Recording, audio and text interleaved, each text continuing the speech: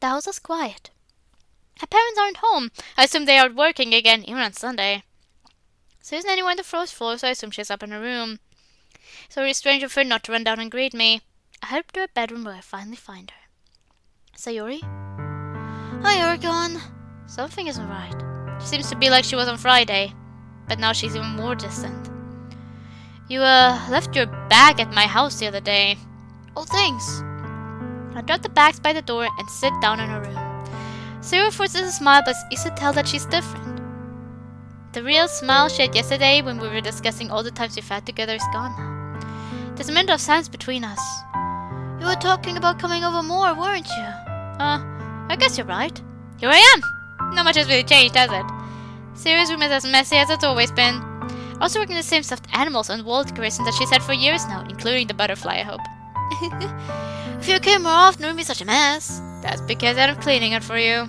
Yep. There's more silence between us. Sayori stares in a random direction. Everything about her behavior is really uncharacteristic. I finally get to the point. I just wanted to see how you were doing.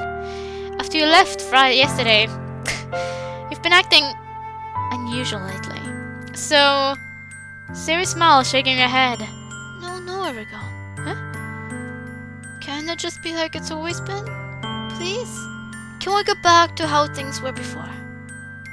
Sayori, what are you talking about? This is all my fault. I should have kept my mouth shut and let things play out the way they should have. Then you'd be with Yuri or Natsuki and you'd be happy. You'd walk home with them every day, hand in hand. You'd stare deep into their eyes and promise them the world. And they'd look at you with love in their eyes. Do you know how beautiful your eyes are, Oregon? Oh, I'd give anything. But that's the problem, isn't it? I ruined everything.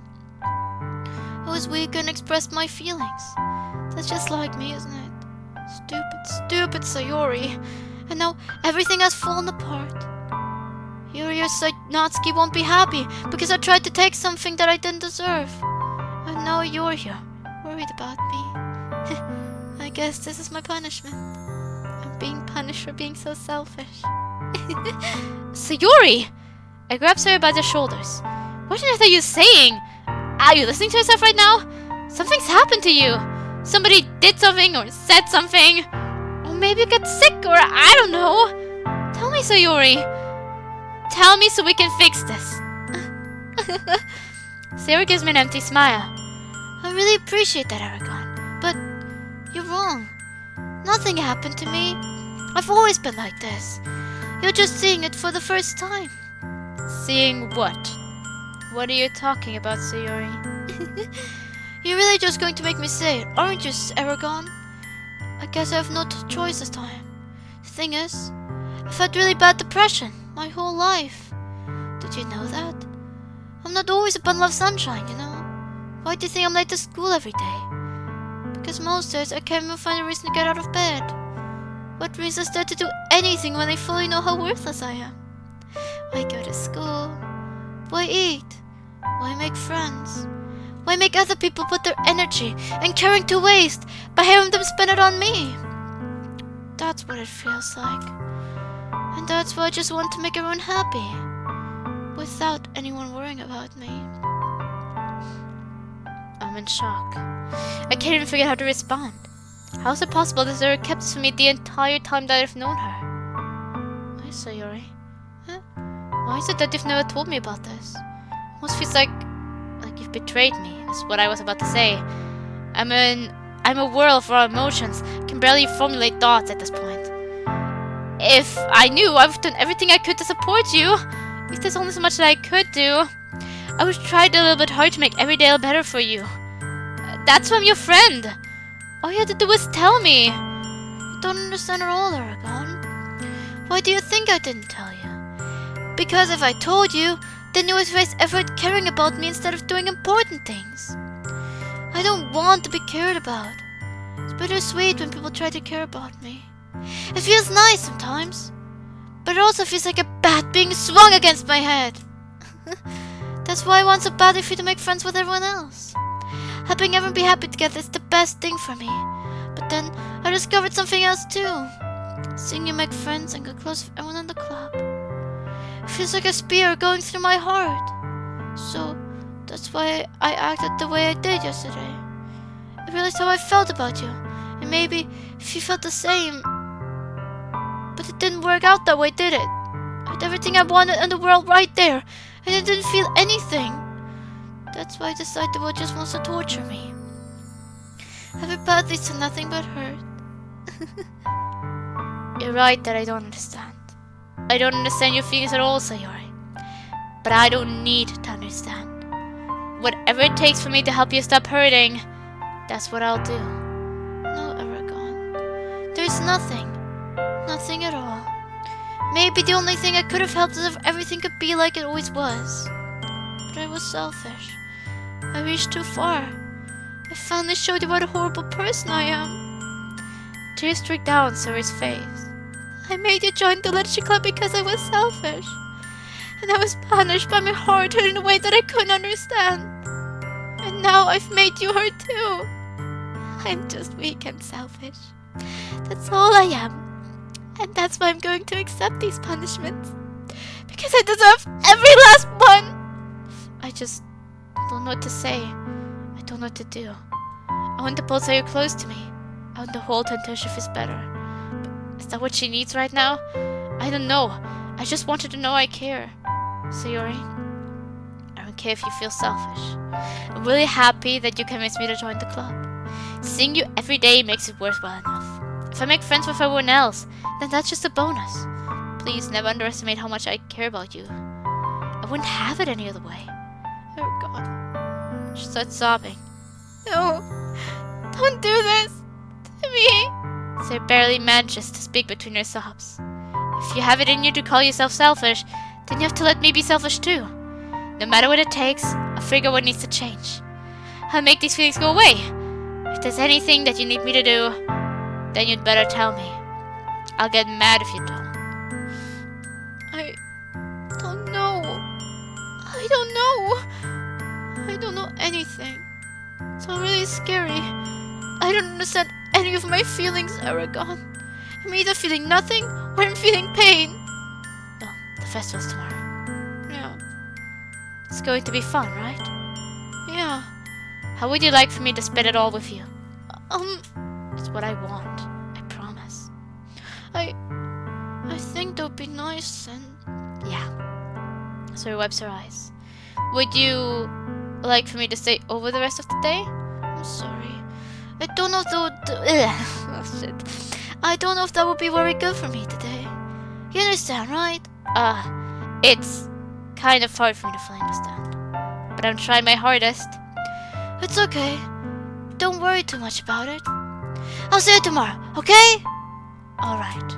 I look forward to it.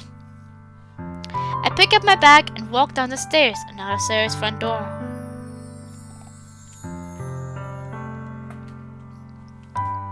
I stand and loiter a bit in front of her house. For everything that's happened this weekend, this has been by far the hardest. The thoughts are swirling through my head, one after the other. What can I do to help her? Can I help her? Should I talk to someone about this, or should I respect Sarah's privacy? I continue thinking about these questions as I start to walk back to my house.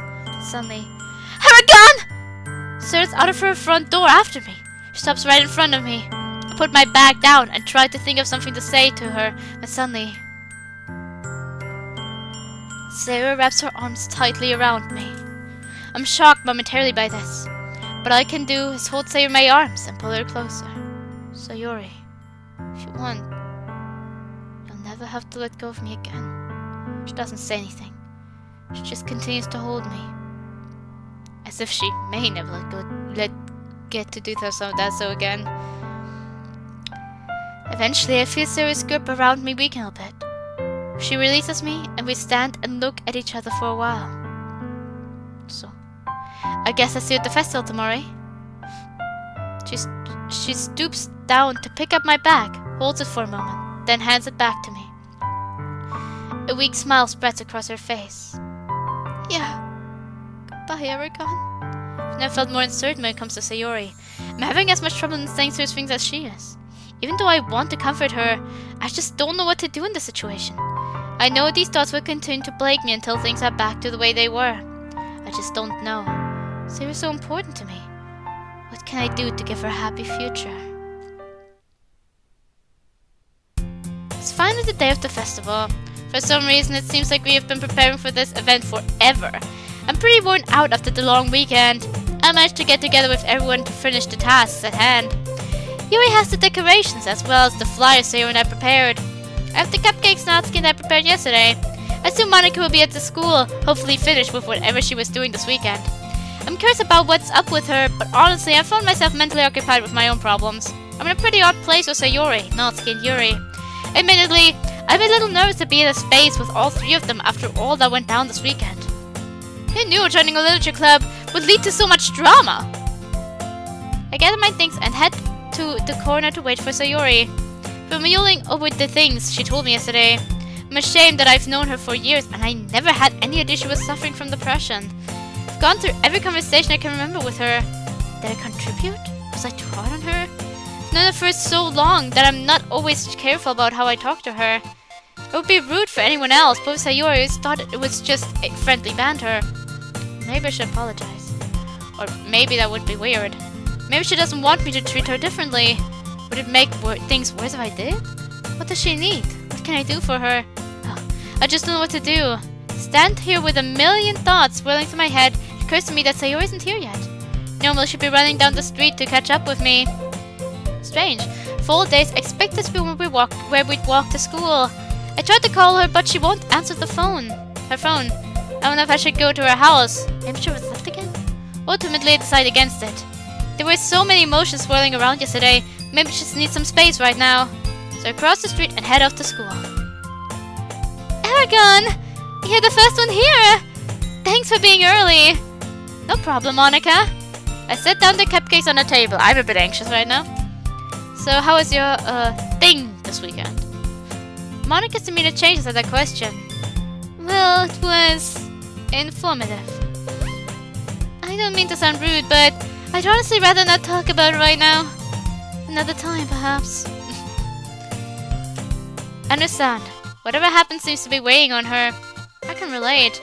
I decided to change the subject. So, what do we need to do to get started here? Well, that seems to have perked her up. You should be here with the decorations. Then we can start getting everything ready. Hey, where's Sayori? Don't you two usually walk to school together? Well, she didn't show up today. That's strange. She's been helping put this festival together for some time now. Nothing happened this weekend, did it? Funny you should mention that, Monica. She probably slept in again. You know how she is. I cringed mentally at that statement. Knowing what I know about Sayori, I shouldn't be so hard on her. Her condition has shed some light on some of her behaviors. Kinda nice to think about. Well, hopefully she shows up before the festival starts. She's a poem to recite. That reminds me, did you have time to prepare your poem? Yeah. With everything that went on this weekend, I didn't have time to write a poem. I wound up copying one of the internet. I've got it here in my bag. I reached into my bag and retrieved my copied poem. As I grasped it, I find another piece of paper stuffed inside. What's this? I pulled the paper out. It is folded in half and has my name written on the outside in Sayori's handwriting. She must have stuffed it in there somewhere when we were together this weekend. Open the paper up.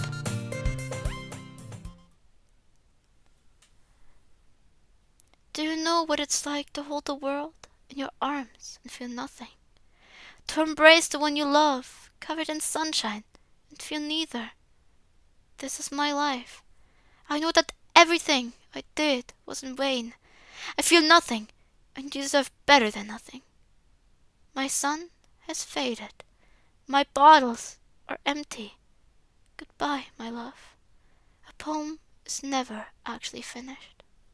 It just stops moving.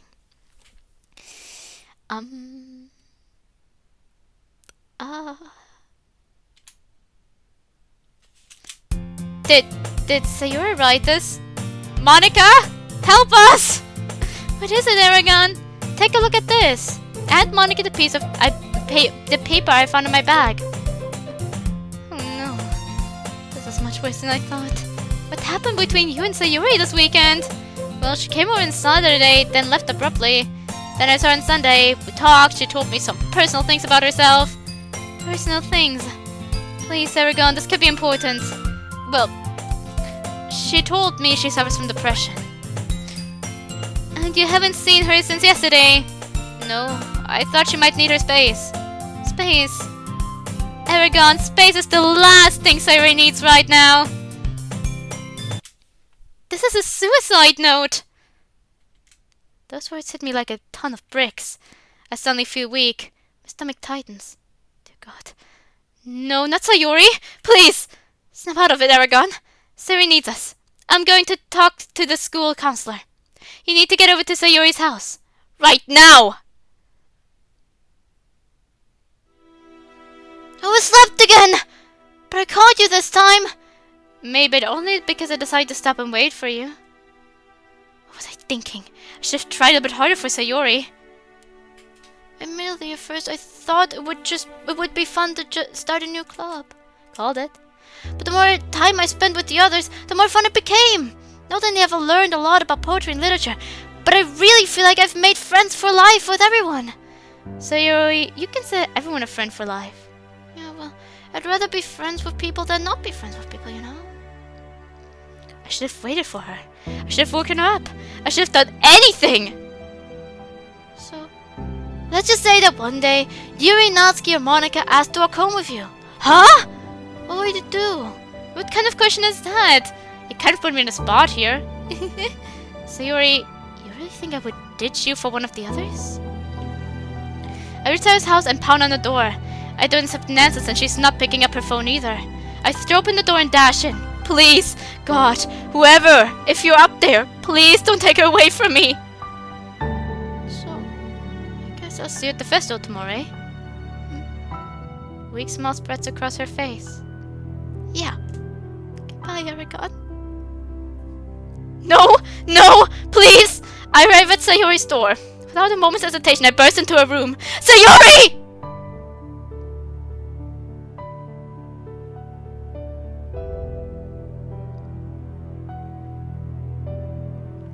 What was behind that door was the most horrifying thing I've ever seen.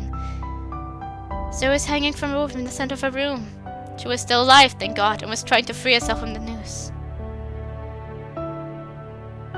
She had managed to wedge her bloodied finger in between the rope and her neck, giving her just a little bit of room to breathe, but not much.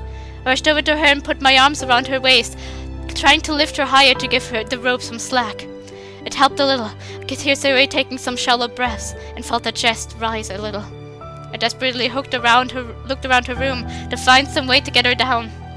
Her desk and bed were too far to maneuver her to stand on them. Her chair was too low for her to stand on.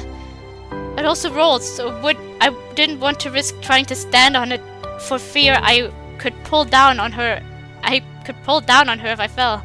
As I frantically scanned the room looking for anything I could use, I noticed Sayori's glass butterfly on the edge of her desk. An idea suddenly came to me. I reached for the butterfly as best as I could. I was straining my arm to reach it while still using my other arm to hold Sayori up. The moment I was able to grasp the butterfly with my palm, I lifted it up and smashed it down hard against Sayori's desk. It shattered into several pieces with a loud crash. Bits of glass scattered across the desk and rained onto the floor. Thankfully, I accomplished what I wanted to do. One of the butterfly's wings snapped off and was mostly intact. The clean break along the edge turned the wing into a makeshift knife. I took the wing in my hand, then reached up as high as I could and used it to cut at the rope. The process was agonizingly slow. My body began to ache. But I couldn't let Sayori die, so I continued to cut at the rope. Fiber by fiber, strand by strand. Though it seemed like an eternity, the rope finally gave way and Sayori and I tumbled to the floor. I undid the noose and slipped it off her head. She lay on her back, coughing and wheezing as her body fought for air. She finally settled on a series of shallow, raspy breaths. A look of fatigue spread across her face as she opened her eyes. They were distant and glossed over, like she was staring into some faraway land. Interesting that her eyes aren't forced open. They usually bulge. Her eyes finally focused on me, and her mouth turned upward in a slight, sad smile. didn't get a chance to finish that sentence. Her eyes closed and her body went limp as she passed out. Feared for the worst, but her heart was still beating. I don't clearly recall what happened next. I know I got her to the hospital somehow, though I can't remember if I called an ambulance or if I carried her myself. I do remember that I lost all sense of time in the waiting room. I sat there, motionless, as I waited for a word, any word about her condition. Time seemed to stop until... Were you the one who brought Sayori in? Yes, sir, that's me. How is she? She's currently unconscious, but her vitals are stable. It's a good thing you got there when she got her here when you did. If you had been much later. So she'll be okay? Well, that's the more complicated question. She's deprived of oxygen long enough to cause short-term damage, which is treatable. Unfortunately, we don't know what long-term effects she could suffer until she wakes up. How long will that be? I'm afraid there's no way of knowing. She could wake up within the hour. She could wake up next week. There's small chance she may not wake up at all. Not at all. Don't worry, that's very rare. As soon as she's awake, we'll be able to determine what treatment she needs. You say she suffers from depression? Yes. We'll have a specialist here who can help her. She will need counseling, and possibly medicine as well. She will definitely need to be kept on suicide watch. We can do all of that for her here. Yes, here. Son, I'm sorry, but hospital policy states that, other than doctors, only a relative may be alone with an unconscious patient without written consent. I'm afraid you're going to have to leave. I can't. I can't leave her. I'm sorry, but rules are rules. We've already notified her parents. They will be here as soon as they can. She is in the best place she could possibly be. We'll take good care of her. School is still in session for the day. It would be best if you went there. After everything you've been through today, you should really be with your friends. Yes, all right. Could I see her before I go? Yes, of course. The doctor led me out of the waiting room and down the nearby hallway, past several doors. Eventually, the doctor stopped at one, opened it up, and motioned for me to go inside. The room was cold, both in feeling and decor. A nearby desk was littered with pencils, notes, and other office supplies probably left alone at the doctor's. In the corner was the bed that Sayori was in. She was hooked up to a few machines that monitored her heartbeat and other vitals. A breathing mask was fixed over her mouth and nose. There was a steady, fixed pulse of air being sent into the mask, seemingly in time with the beeping of the heart monitor. Her eyes were closed, her face was expressionless. A far cry from her usual joyful demeanor. I walked over to her and took her hand in mine. These cold walls and machines aren't companions worthy of you, Sayori. You are warm, gentle. Come back to me, please. I hoped and prayed for a response. For a smile, for her eyes to open anything, but nothing came. Defeated, leaned over and kissed her forehead. Until we meet again, Sayori. With that, I turned and walked slowly out of the room. There was nothing more I could do there. Not knowing what else to do, I instinctively headed back to the school. My eyes never left the ground. I retraced every step Sayori and I would take to go to school. I finally arrived at school. The festival had been going on most of the day and was beginning to wind down. As I entered the building, I found some of the flyers advertising the Literature Club that had been dropped on the ground. Flyers that Sayori and I made. Oh, it sank even more. I entered the club room. There was still a decent-sized crowd present. Natsuki was manning the table where the cupcakes were set out. He was heading to the front of the classroom to present her poem.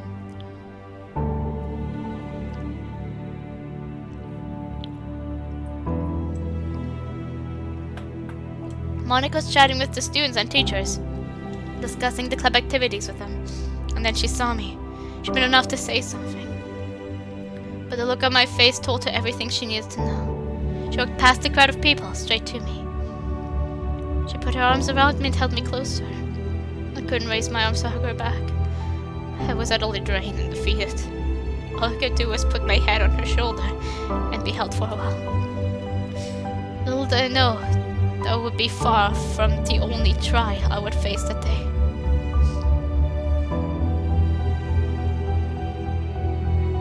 It's raining in my heart, like it's raining in the city. What is the sadness that pierces my heart?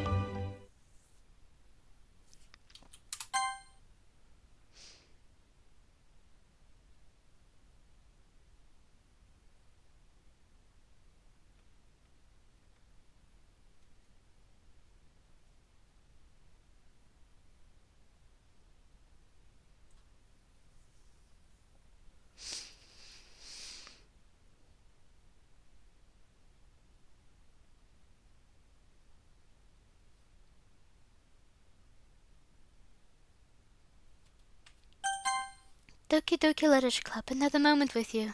Episode 1, Bundle of Sunshine.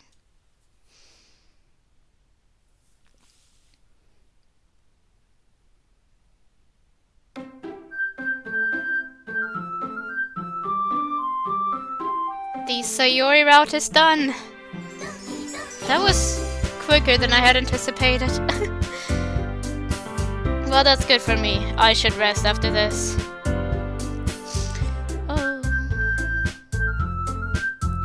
So, let me collect a few thoughts. Like I said, I plan on giving the full review on the last episode. I plan on uploading one route each week because I need to save myself some time. I can't record a lot right now. So I will save myself a bit of time by not uploading an entire mod at once. I will upload, like when I'm playing a mod with routes, I'll upload one route, or like with episodes in this case, one route, episode or whatever, per week, and then the final part of the Natsuki ending then will be also the time when I review. I don't know how many people care about that, but I just want to make sure that I say that. Quick notes. At large, I enjoyed it. Few minor things, but those aren't too impactful just yet. I will bring them on later. It's really only minor. I'm very interested to see the other routes.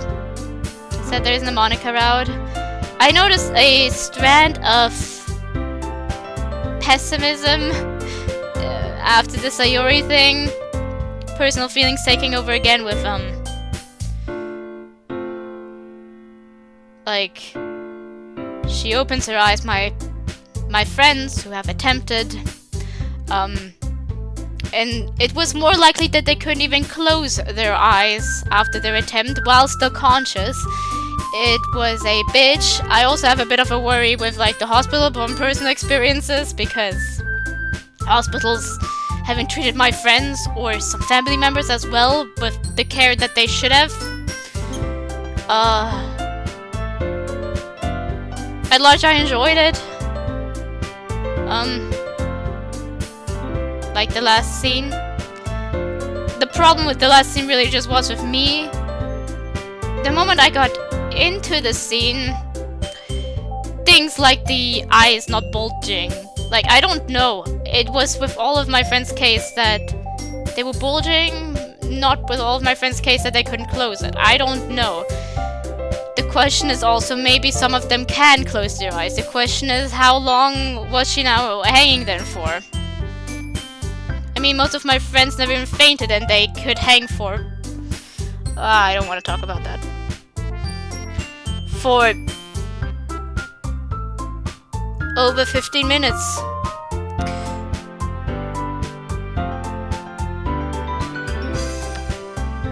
And they would not just not faint, but also not take a lot of damage from it. I don't know. There are different body types. I don't want to be... That's not going to be a big point in the review. That's why I'm bringing it up now. That it just bothered me, but don't want to bring it up in the review because it's really just me. And from what I personally know about it, is that the eyes are kind of more forced open from what I've heard and seen. There you go. It did achieve the emotions it wanted. I like the relationship dynamics. I'm interested to see how the other two routes are going to be.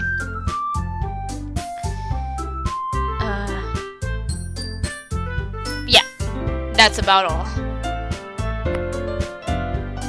At least we had another moment with her. The only thing I'm kind of weirded out by is not the only trial. Are they implying that Sayori didn't die? That is something related to her parents? That about the poetry thing? That he's going to be forced to go speak with the counselor?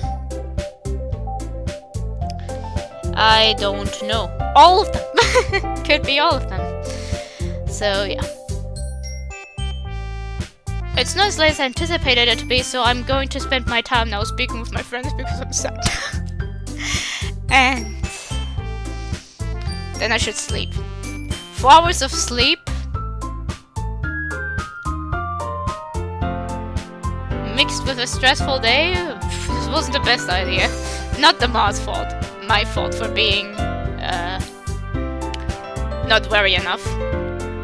I've heard that the mod is wholesome.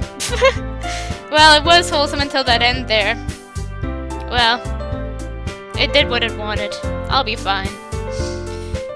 I'll just chat with my friends now. It's going to be fine. And you know what? I'm going to pretend that this trial also has nothing to do with Sayori and that Sayori will end up fine. That whatever damage she took won't be too severe. And that they then can live on. Make another fun event where Sayori can participate. She gets the help she needs, whatever that may be. Support group, therapy, it's just school counselor, just sticking with support group and specific other things for now. That the hospital is good to her. And that's my headcanon now. That's the ending I'm giving to the story. And actually I do feel better now. So yeah. That's it. I hope you all have a good night, evening, morning, afternoon. That there are always things to look forward to. Hope you all know that I meant. And I hope you all stay safe.